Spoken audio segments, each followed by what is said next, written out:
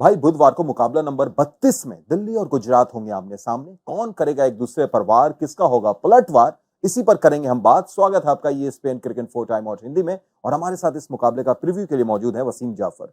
Welcome Wasim भाई। Thank you Syed. Wasim भाई, ये मुकाबला अगर आप देखिए, और दिल्ली गुजरात जो अब तक के दोनों ही बार रनर अप टीम रही है, पर इस बार 6 मैचेस खेली है, 3 जीती है 3 हारी है। दिल्ली की अगर आप देखें गाड़ी, तो 6 मैचेस 4 हारी है 2 जीती है। दोनों ही करीब करीब एक ही तरीके से उनकी गाड़ी रुक रुक कर चल रही है। जी हाँ, दोनों ही अभी तक वो मोमेंटम अभी तक पकड़ नहीं पाए हैं। इंजरीज के इशू भी रहे हैं दोनों ही टीम में, तो उस लिहाज से ऑब्वियसली थोड़ा सा इम्पोर्टेंट ये मैच होगा, क्योंकि इसके बाद में 7 मैचेस हो जाएंगे, तकरीबन आपका हाफ सीज़न हो जाएगा। तो वो मोमेंटम दोनों ही टीम ढूंढती नज़र आ रही है। वैसे अगर पिछले मैच की बात करें तो मोमेंटम दोनों टीमों को मिला। एक तरफ राजस्थान को आखिरी गेंद पर हराया गुजरात ने तगड़े अंदाज में। शाहरुख खान, तेवतिया और करामाती खान राशिद साहब की वो पारी थी।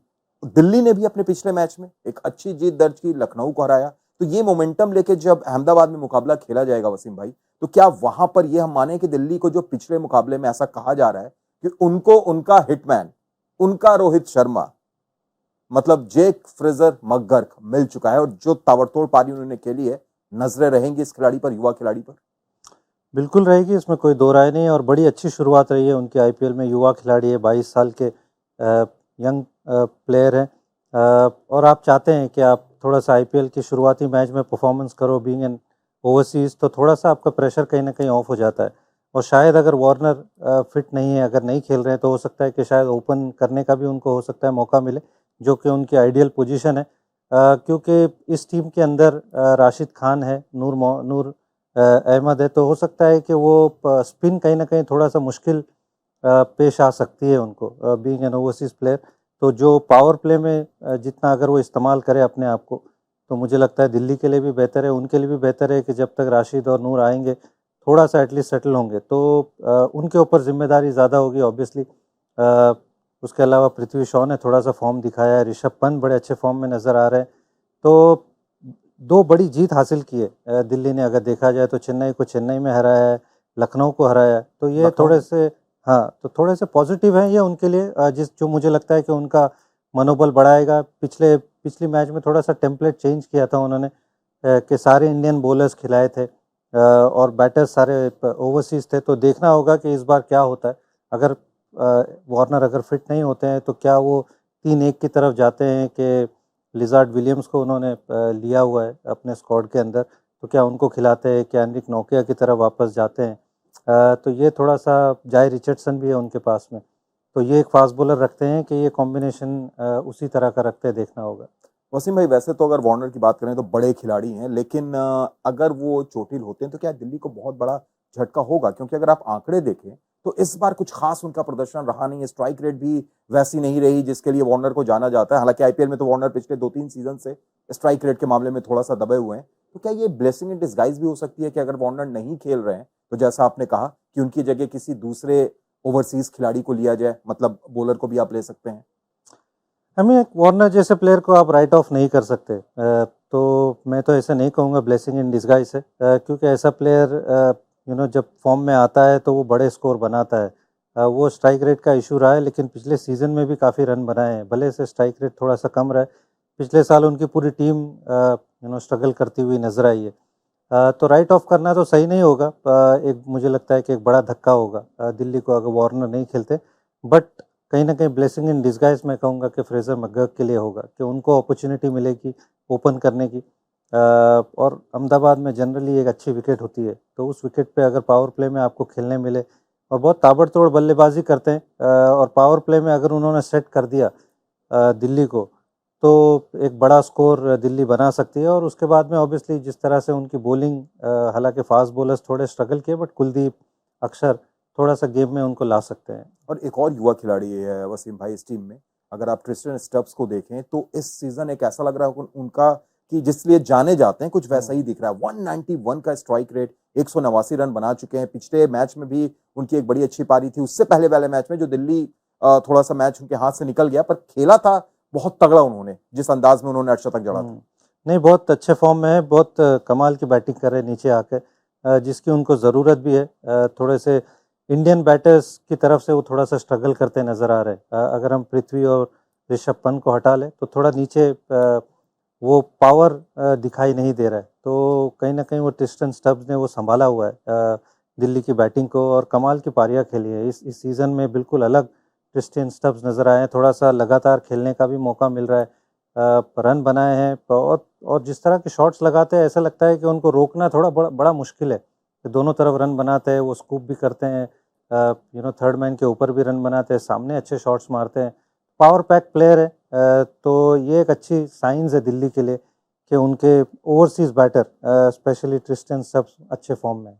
और एक खिलाड़ी जो बेचारा फिट रहता है, कभी नहीं रहता है, इस सीजन हमने देखा है सिर्फ 3 मैच खेले कुलदीप यादव ने, लेकिन उन 3 मैचेस में अपना दम दिखाया। पिछला मैच भी जो दिल्ली जीती, उनकी जबरदस्त गेंदबाजी थी। 3 मैच 6 विकेट। इकोनॉमी की तरफ आप नजर डालें हैं वसीम भाई तो 6.75, यानी पूरे तरीके से कुलदीप पर आश्रित ये टीम। बहुत ज़्यादा मुझे तो यही लगता है कि वो लखनऊ वाला मैच का सबसे बड़ा एक्स फैक्टर ही कुलदीप यादव है कि वो जिस तरह से उन्होंने आके वो 2 विकेटें ली, खास करके वो निकलस पूरन वाली विकेट, वहाँ से बिल्कुल गेम चेंज कर दिया उन्होंने। तो इस बॉलिंग अटैक में कुलदीप यादव मुझे लगता है कि बहुत बड़ा हुक्म का अगर हम इक्का कहें तो कम नहीं होगा कि जिस तरह से आके वो अपने 4 ओवर डालते हैं। अक्षर पटेल भी वो कॉम्बिनेशन में अच्छी बॉलिंग करते हैं, बट ओवरऑल थोड़ी सी इंडियन बॉलिंग लाइनअप है। फास्ट बॉलर्स खलील नया बॉल अच्छा डालते हैं, ईशान ने भी अच्छा अब तक सपोर्ट किया है। मुकेश थोड़े से ऑन एंड ऑफ रहे हैं, अब तक जिस तरह से चाहिए उस तरह से गेंदबाजी नहीं की। तो उन सबको देखते हुए कुलदीप यादव बहुत बड़ा रोल प्ले करते हैं। और दूसरी तरफ अगर मेजबानों की बात करें वसीम भाई तो वहां पर भी समस्या थोड़ी सी उनके वही चोट से डेविड मिलर नहीं खेले कुछ मैच, विलियमसन को मौका मिला, विलियमसन ने कुछ नहीं किया, मैथ्यू वेड को लाया गया, वो भी कुछ खास नहीं कर पाए। हालांकि उम्मीदें हैं कि इस मुकाबले में अगर डेविड मिलर की वापसी होती है तो शायद उनके लिए वेड को बाहर जाना होगा।